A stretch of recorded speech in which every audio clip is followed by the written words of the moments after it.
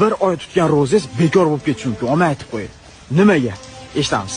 Hayit kuni katta shayton shunday zanjirdan qo'yib yorilar ekan. Keyin xomush bo'lib o'tirsa, shayton vachchalar oldiga kelib, "Yo, ustoz, assalomu alaykum. Bu chiqyaptilar-ku bu. Islomdan qutulib oldilarmi? Nima bu xomush o'tiribdilar?" deb savol berar ekanlar. Keyin bu odam bolasi bir oy ro'za tutdi, Alloh hamma gunohlarni kechirib yubordi, shunga xomush o'tiribman-da desa, shayton vachchalar aytishar ekan, bizga qanaqadir xizmat yo'qmi, aka? Hal qilamiz. Shu bir oy tutgan ro'zasini qanaqadir yo'l bilan bekor qilib yuborsa bo'lar?" deyishar ekan. Keyin "Yo'q, bo'ladi" debgan katta shayton. Qanaqa desa, hayit kuni imkon qadar ularga ichirish kerak.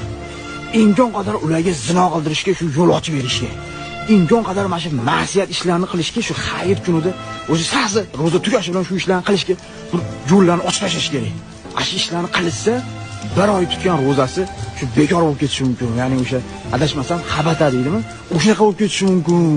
Davay, tezda mana shu ishlarni qilaring deb shayton vachchalariga buyruq berar ekan. Ehtiyot bo'linglar akalar. Bir oy ro'zani tutdik.